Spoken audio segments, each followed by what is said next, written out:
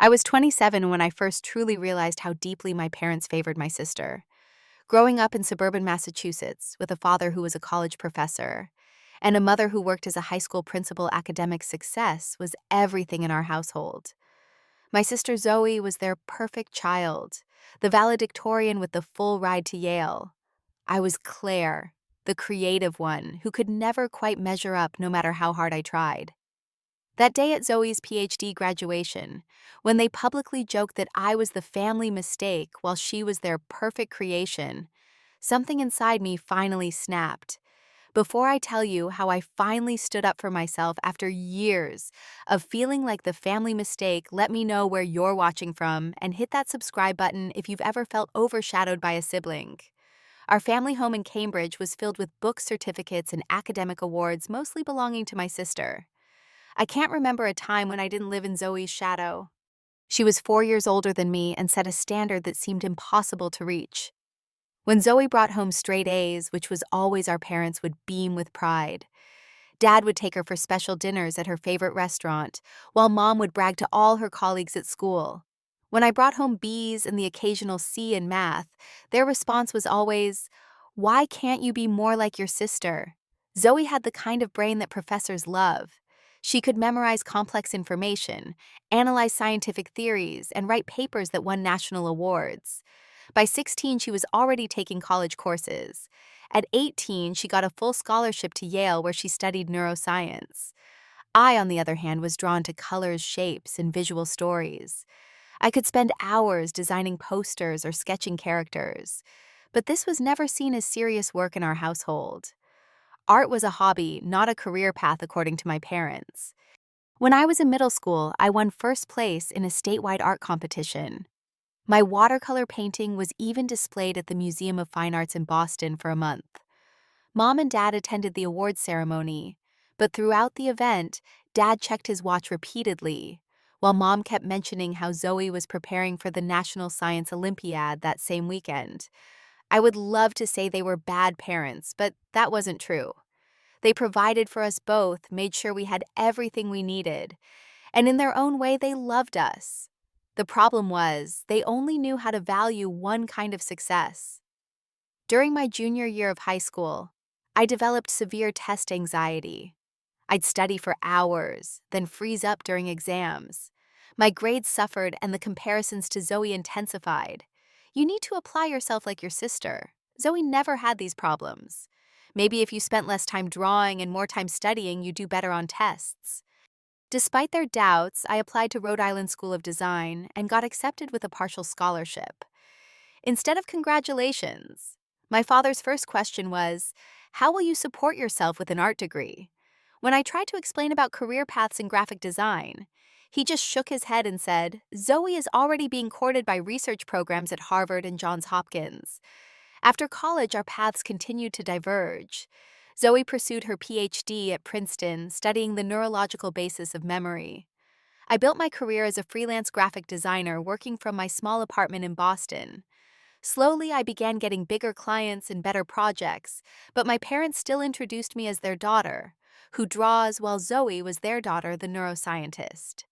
The irony was that despite all this, Zoe and I remained close. She never bought into their comparisons and always supported my creative pursuits. When I landed my first major client designing a campaign for a regional coffee chain, Zoe sent me flowers and champagne. My parents said it was nice, but asked when I was going to get a job with benefits. By 25, I was finally making enough money to afford therapy. That's when I started unpacking the years of feeling inadequate. My therapist, Sarah, helped me see that I had developed serious imposter syndrome and anxiety from never feeling good enough. We worked on strategies to set boundaries with my parents and build my self-confidence. Around this time, I also met Tyler. He was a web developer who hired me to create graphics for his clients. Unlike anyone else in my life, he saw my design work as valuable and important. He never made me feel like I needed to be something else to be worthy of love. Therapy and Tyler's support were starting to help me heal, but family dynamics don't change overnight. Every time we had dinner with my parents, they would ask about Zoe's latest research breakthrough, then barely listen when I talked about my newest projects. The wounds were still there just below the surface, waiting for the perfect moment to break open again. The email from Zoe arrived on a Tuesday morning in early May. Claire, I finally did it. My dissertation passed, and I'm officially graduating next month. I really want you to be there. She attached the formal invitation to her PhD graduation ceremony at Princeton University. My stomach immediately tightened. A family gathering, especially one celebrating Zoe's achievements, always meant walking into the lion's den of comparisons. I closed my laptop and took a few deep breaths using the techniques Sarah had taught me. The old Claire would have made up an excuse not to go, but I was trying to be braver about setting boundaries while still showing up for people I loved. I need to be there for Zoe, I told myself. This isn't about mom and dad. I reopened my laptop and wrote back a congratulatory response, confirming I would attend. Within minutes, my phone rang. It was Zoe, bubbling with excitement. You really finished it, I said, trying to sound upbeat despite my anxiety. The research about memory formation in trauma survivors, right? Yes, Zoe replied. And my professor says it has potential for publication in Neuroscience Journal. But honestly, I'm just relieved it's over. 7 years is a long time to be in school. That's amazing. I'm so proud of you, I said. And I meant it. Despite everything, Zoe had always been my biggest supporter. Mom and Dad are coming down for the whole weekend, Zoe continued. They're staying at that hotel near campus. Where are you planning to stay? The mention of my parents made my chest tighten again. I haven't figured that out yet. Maybe I'll just drive down for the day. That's a 4-hour drive each way, Zoe protested. Why don't you stay with me? My roommate is already moving out so you can have her room. After hanging up, I immediately texted Tyler. Zoe invited me to her PhD graduation. Parents will be there. Not sure I can handle it. His response came quickly. When is it I'll come with you for moral support? The offer brought tears to my eyes. Tyler had met my parents exactly twice, and both times had witnessed their subtle dismissal of my career. The fact that he was willing to face that again for me meant everything. The next day, I had my weekly therapy session with Sarah. I spent most of the hour talking about the upcoming graduation. I'm happy for Zoe, but dreading seeing my parents, she said, echoing my words. What specifically are you worried about? I sighed, staring at the plant on her windowsill. The usual. The comments about when I'm going to get a real job, the way they fawn over her accomplishments and barely acknowledge mine, the fact that no matter what I do, it's never enough. Sarah nodded. We've talked about setting boundaries. What would that look like in this situation? I thought about it. I could tell them directly when they're being hurtful. I could limit how much time I spend with them versus just Zoe. I could bring Tyler as a buffer. All good strategies, Sarah affirmed. And remember, Claire, your worth isn't determined by their approval. Easy to say, harder to believe, I thought. But I was trying. The next few weeks were a flurry of preparation. I had to complete 3 major design projects before taking time off for the graduation. I spent hours shopping for the perfect outfit, something professional that would give me confidence. As a freelancer with variable income, spending $300 on a new dress and shoes felt extravagant, but I needed the armor. I also poured my heart into creating a special graduation gift for Zoe, a custom illustrated timeline of her academic journey from her childhood science fair projects through her PhD, with little inside jokes and memories woven throughout. It took me nearly 2 weeks of late nights to complete, but the result was beautiful, personal, and showcased my professional skills. The night before we left for Princeton, I had another anxiety dream. The kind where I'm back in high school taking an exam I haven't studied for. I woke up at 3 a.m. with my heart racing. Tyler was sleeping peacefully beside me, and I tried to match my breathing to his slow, steady rhythm. When morning came, I packed my overnight bag with shaking hands. Tyler loaded the car while I triple-checked that I had Zoe's gift, my new outfit, and my emergency anxiety medication just in case. You ready? Tyler asked, giving my hand a gentle squeeze as we started the drive south. Not really, I admitted. But I'm going anyway. As the highway stretched before us, I mentally rehearsed what I would say if my parents started making comparisons. I will not let them diminish me, I promised myself. Not this time. Princeton University was even more impressive in person than in photos. Gothic buildings, ivy-covered walls, and perfectly manicured lawns created an atmosphere of academic prestige. As Tyler parked the car, I felt like an imposter just being there. The graduates and their families were gathering in a large courtyard outside the main hall. Everyone looked so polished and accomplished in their formal attire. I smoothed down my new navy blue dress and took a deep breath. That's when I spotted them. My father in his tweed jacket with leather elbow patches looking every bit the stereotypical professor. My mother in a conservative cream-colored suit, her hair perfectly styled. And beside them, Zoe, radiant in her graduation regalia.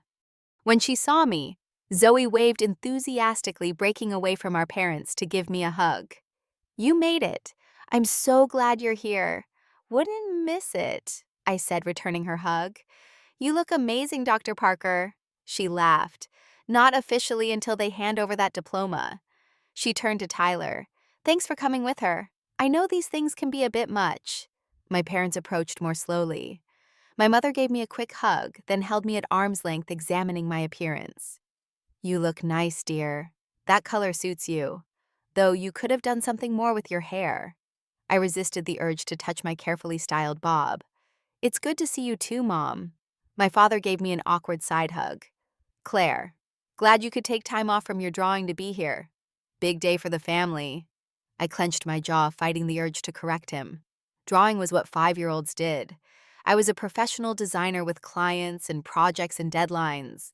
But this wasn't the time. Today was about Zoe. "Tyler's here too," I said, introducing him, though they'd met before. My father nodded vaguely in his direction. "The computer fellow, right, web developer," Tyler said, shaking my father's hand firmly. "Congratulations on Zoe's achievement. You must be very proud." "Indeed," my father said, brightening. 7 years of groundbreaking research. Her dissertation committee said it was one of the most innovative approaches to neuroscience they've seen in a decade. I felt the familiar sting, but pushed it aside as we made our way to the ceremony. The auditorium was filled with proud families, all buzzing with excitement. We found our seats near the front thanks to Zoe's status as a distinguished graduate. As we waited for the ceremony to begin, my father engaged in conversation with the family seated beside us. Their daughter was also graduating with a PhD in chemistry. "Both my daughters are quite different," my father told them with a chuckle. "Zoe takes after me with the scientific mind. Always has. Won her first science fair at age 7. I stared straight ahead, pretending not to hear as he continued. "Claire's more like her mother's cousin, the artistic type. Not academically inclined, but she does nice pictures." The other parents nodded politely, while I dug my fingernails into my palms. Tyler noticed and placed his hand over mine, squeezing gently. The ceremony finally began with speeches from university officials and distinguished faculty. Despite my discomfort, I felt a surge of pride when they called Zoe's name. She walked across the stage with confidence, accepting her diploma and special recognition for her research contribution. I watched my sister's face glowing with achievement and felt genuine happiness for her. This was her moment, the culmination of years of hard work, and she deserved every bit of recognition. For that brief moment, I forgot about my own insecurities and just felt proud to be her sister. When the ceremony concluded, we filed out to attend the reception for the neuroscience department graduates. The grand hall was decorated elegantly with floral arrangements and Princeton colors. Faculty members mingled with graduates and their families, while servers circulated with champagne and hors d'oeuvres. Throughout it all, I practiced the breathing techniques Sarah had taught me. 4 seconds in hold for 7, out for 8. I could do this. It was just a few more hours. The reception was in full swing when Dr. Reynolds, Zoe's faculty advisor, approached our small family group. His bow tie and enthusiastic gestures matched his reputation as one of the most beloved professors in the department. "The Parker family," he beamed. "I'm so delighted to finally meet you all. Zoe has been my star student these past years." My parents preened at the praise, while Zoe introduced us each in turn. When she got to me, she said, "This is my sister Claire. She's an incredible graphic designer in Boston. Actually, she designed all the materials for our department's conference last year." I was surprised by the introduction. I'd almost forgotten that small project Zoe had passed my way. Dr. Reynolds' face lit up. That was your work. The neuron illustrations were extraordinary. We received so many compliments. For a moment, I felt a warm glow of professional recognition. Thank you, I said. Zoe helped me understand the concepts so I could visualize them accurately. My father cleared his throat. Well, Zoe has always been good at explaining things to her sister. Had to help her through most math classes growing up. And just like that, the moment was gone. I took a sip of champagne to hide my reaction. More faculty members joined our circle, along with some of Zoe's fellow graduates. The conversation flowed around academic achievements, research opportunities, and future career prospects. I stood quietly beside Tyler, occasionally nodding, but feeling increasingly invisible. After about 30 minutes, my father raised his glass. I think a toast is in order, he announced. The small crowd around us quieted. Today, we celebrate our daughter Zoe and her remarkable achievement. From the time she was a little girl, she has been exceptional. Perfect grades, perfect test scores, perfect focus. I shifted uncomfortably as he continued. When Zoe was born, we knew immediately she was destined for greatness. She was planned for, prepared for, and has exceeded every expectation. He paused, taking another sip of champagne. His eyes crinkled with what was coming next. And then there was Claire. He continued with a chuckle. Our little surprise. Certainly not planned for. A few people laughed uncertainly. My mother's smile became fixed. While Zoe was winning science competitions, Claire was drawing pictures in the corner. As Zoe graduated top of her class, Claire was struggling to maintain a B average. Zoe, the perfect achievement, and Claire, well, he laughed again, patting my shoulder. Let's just say she was the family mistake that turned out okay enough. The silence that followed was excruciating. A few people laughed awkwardly, not knowing how to respond. Zoe's face had drained of color. Tyler's hand on my back stiffened. In that moment, I felt as though I'd been physically struck. The room seemed to tilt around me as blood rushed to my face. My eyes burned with unshed tears, and my stomach twisted painfully. 27 years of feeling inadequate crystallized into a single moment of perfect humiliation. I fought to keep my expression neutral, though I knew my face was flaming red. Some part of my brain registered Zoe stepping forward quickly, raising her own glass. Dad, that's enough, she said sharply. Then to the group, I'd like to thank everyone for coming today, especially my sister, who has always been my biggest supporter. But the damage was done. I could see the pitying glances, the awkward shifting of feet. Dr. Reynolds looked deeply uncomfortable. I'd been called the family mistake before, of course. It had been a running joke throughout my childhood, but never so publicly, never so blatantly in a room full of accomplished strangers, at an event meant to celebrate academic excellence, precisely where I felt most inadequate. Tyler leaned close to my ear. We can leave whenever you want. Just say the word. I managed a small nod, still struggling to process what had just happened. Memories flashed through my mind parents' day in third grade when my mother had sighed at my art project while praising Zoe's science report. My high school graduation when my father had said, well, at least she finished. The countless family dinners where my parents discussed Zoe's accomplishments while barely asking about my life. The mistake. That's all I had ever been to them. And now everyone knew it. I excused myself, mumbling something about the restroom. Once inside a bathroom stall, I finally let the tears come hot and silent. My phone buzzed with a text from Zoe. Are you okay? I'm so sorry about Dad. That was horrible. I didn't respond. Couldn't respond. What could I possibly say? Another text came through from Tyler. I'm outside the bathroom whenever you're ready. Love you. I splashed cold water on my face, trying to repair my makeup.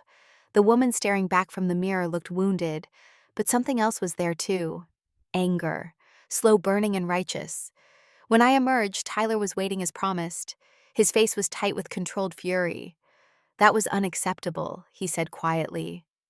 No parent should ever talk about their child that way. I nodded, taking his hand. Let's go back in. He looked surprised. Are you sure we can leave right now? No, I said with newfound resolve. If I leave now, it just confirms what they think of me. That I'm not strong enough. That I don't belong here. Tyler studied my face, then nodded. I'm right beside you. We returned to the reception to find Zoe in heated conversation with our parents in a corner. As we approached, I could hear her speaking in a harsh whisper. How could you say something like that? Do you have any idea how hurtful that was? My father looked annoyed rather than remorseful. It was just a joke, Zoe. Lighten up. Claire knows I didn't mean anything by it. My mother noticed me first. Claire, dear, we were just talking about how sensitive everyone is these days. Your father was just trying to be funny. You know how academics are with their dry humor. I stood frozen, taking in my mother's attempt at damage control. The dismissal of my feelings was so familiar, it almost hurt more than the original comment. Claire has many wonderful qualities. She continued with a forced smile. She's always been creative, and that's special too. Something inside me snapped. Not the breaking kind of snap, but the kind that happens when a bone that's been fractured finally sets into its proper place. Clear and decisive. Tyler squeezed my hand, sensing the shift. Zoe watched me with concern. I took a deep breath. I'm not doing this anymore. My voice was quiet but firm. My parents looked at me with surprise, as if they'd forgotten I was capable of speaking for myself. Doing what dear my mother asked, her smile strained. I took another breath, steadying myself. This, being your punchline, being the mistake you compare to your perfect daughter, being made to feel like I've never been good enough. My father rolled his eyes. Now you're just being dramatic, Claire. It was a harmless joke. Was it? I countered, stepping closer. Was it also a joke when you told my art teacher I was an Ivy League material like Zoe? Or when you introduced me to your colleagues as your daughter who couldn't handle real college? Or when you asked if I was ever going to get a real job at Christmas dinner last year? My voice remained level, though my hands were shaking. Years of therapy had prepared me for this moment, though I hadn't known it until now. My mother glanced around nervously. People are watching, Claire. This isn't the time or place. You're right, I agreed. The time would have been years ago. But since you chose to humiliate me publicly today, seems appropriate for my response.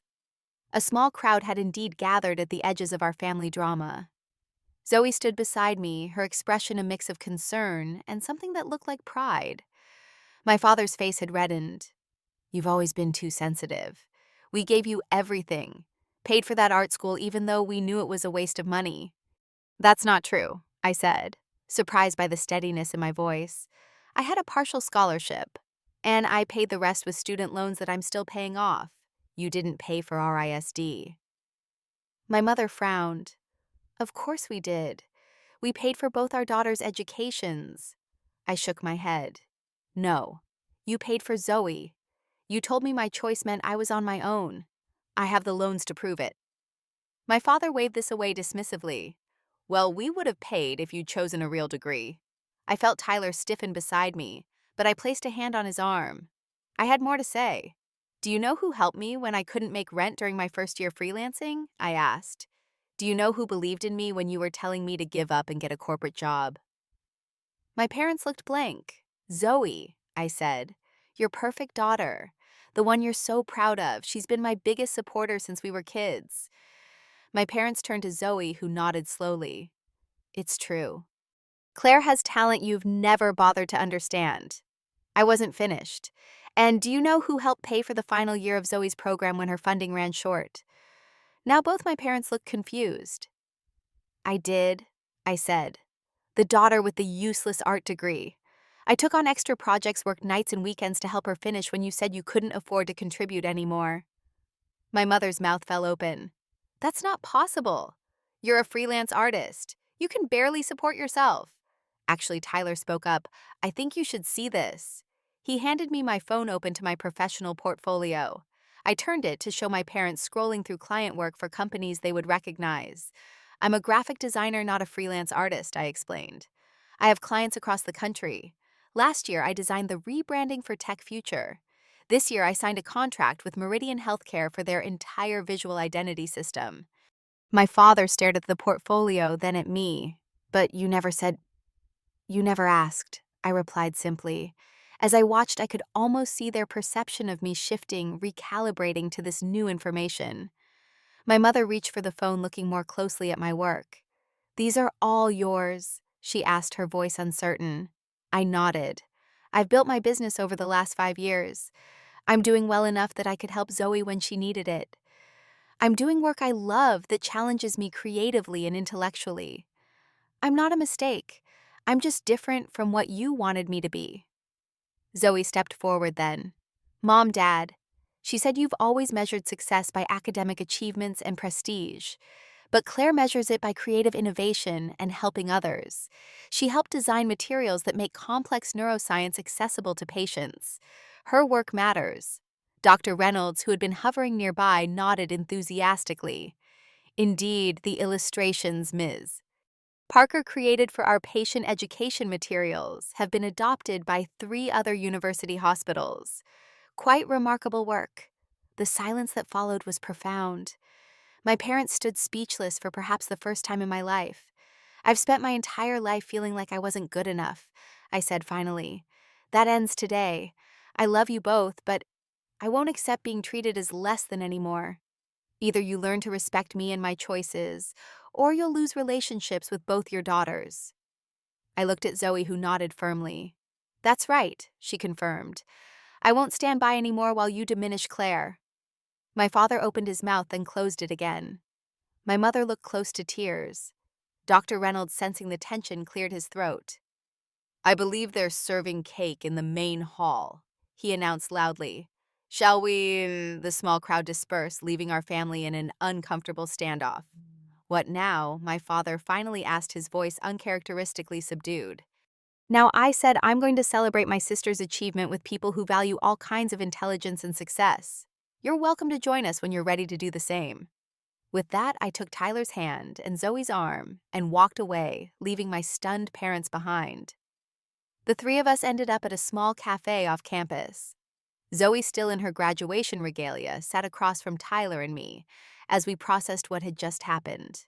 "I can't believe you said all that," Zoe marveled. "I've never seen you stand up to them like that before." I couldn't quite believe it either. It felt like 27 years of pent-up feelings had finally found their voice. "I'm sorry if I ruined your graduation," I said. Zoe reached across the table to squeeze my hand. "Are you kidding? That was the best gift you could have given me. Seeing you stand up for yourself." She shook her head in admiration. "I'm just sorry I didn't do it more often over the years." "You did," I assured her. "In your own way. You were always kind to me. You never bought into their comparisons." Tyler ordered us all coffee and pastries. When they arrived, he raised his mug. "To the Parker sisters, both extraordinary in their own ways." We clinked mugs, and for the first time that day, I felt a genuine smile spread across my face. The weight I'd been carrying for as long as I could remember had begun to lift. "I'm sorry I never told you about helping with your tuition, Zoe," I admitted. "I wanted to respect your privacy." Zoe nodded. "I should have told them myself, but I was embarrassed." The golden child needing help, she gave a self-deprecating laugh. My pride got in the way. We fell into conversation about her plans post-graduation. She had several research positions to consider, including one in Boston, that would bring her closer to me. As we talked, my phone buzzed with text messages from both parents, which I ignored for the moment. This time was for Zoe and me. The week after the graduation was oddly quiet. My parents sent a few more texts, mostly defensive: Dad insisting his toast was just a joke, Mom claiming they had always supported my art. I responded minimally, letting them know I needed space to process. Zoe called daily, checking in and updating me on the aftermath from her end. I focused on self-care in ways Sarah had taught me. Long walks with Tyler, work that challenged and fulfilled me, dinners with friends who valued my company. When the anxiety hit, I leaned into it rather than running from it, acknowledging the pain without letting it consume me. 2 weeks after the graduation, my mother called. Her voice was hesitant when I answered. "Claire," she said, your father and I have been doing a lot of thinking." I waited silently. "We didn't realize," she continued, "how our words were affecting you, how our actions made you feel less valued." It was a start, not quite an apology, but an acknowledgement. I took a deep breath. "Thank you for saying that." Your father is having a harder time, she admitted. His own parents were very critical of him. He repeats patterns without realizing it. That explains some things, but didn't excuse them. I understand, but that doesn't make it okay. No, it doesn't, she agreed, surprising me. She hesitated. Would you consider coming to a family therapy session? All four of us. The request was so unexpected, I nearly dropped my phone. My mother, who believed therapy was for weak people, was suggesting family counseling.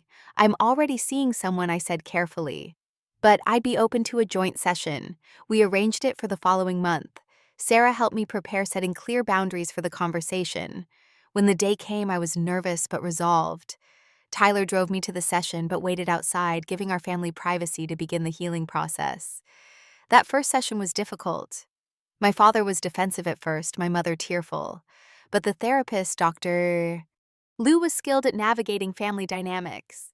By the end, even my father had admitted that perhaps he'd been unfair in his assessments of my choices. It was just the beginning, of course. Real change would take time and commitment from all of us. But for the first time, I had hope that my parents might eventually see me clearly. 6 months later, we gathered for Thanksgiving at Zoe's new apartment in Cambridge. She had accepted the research position at Massachusetts General Hospital, combining clinical work with ongoing research. I had just completed a major project for a national mental health initiative, creating visual resources for trauma survivors. As we sat down to dinner, my father cleared his throat. "I'd like to say something," he began, and I tensed automatically. "I'm proud of both my daughters," he said, looking first at Zoe, then at me. "Different as you are. You're both exceptional in your own fields. I'm sorry it took me so long to see that, Claire." I blinked back unexpected tears. "Thank you, Dad." "And we have news," my mother added. "We're moving to Boston next year when your father takes early retirement. We'd like to be closer to both our girls if that's okay." The old Claire would have panicked at the thought. The new Claire, who had found her voice and set her boundaries, simply smiled. "We'd like that, Mom." Later, as Tyler and I drove home, he asked if I was really okay with my parents moving closer. I thought about it honestly. "It's not going to be perfect," I said. "They aren't suddenly different people, but they're trying. And I'm stronger now. I know who I am and what I'm worth, regardless of their opinion." He smiled, taking my hand as he drove. "That's why I love you. Your resilience." I gazed out at the city lights, thinking about the journey that had brought me here. From the girl who believed she was a mistake to a woman who understood her own value. It hadn't been easy, and the work wasn't finished. But I had found my voice at last. Standing up for myself that day at Zoe's graduation had changed everything. Not because it transformed my parents overnight, but because it transformed me. I no longer needed their approval to know my worth. And that was the most important lesson of all. Have you ever had to stand up to family members who didn't see your true value? Share your story in the comments below. And if this resonated with you, please like, subscribe, and share this video with someone who might need to hear that they are not a mistake, regardless of what others might say. Remember, your worth isn't determined by others' perceptions, but by the unique gifts you bring to the world. Thank you for listening to my story, and I hope it helps you find your voice too.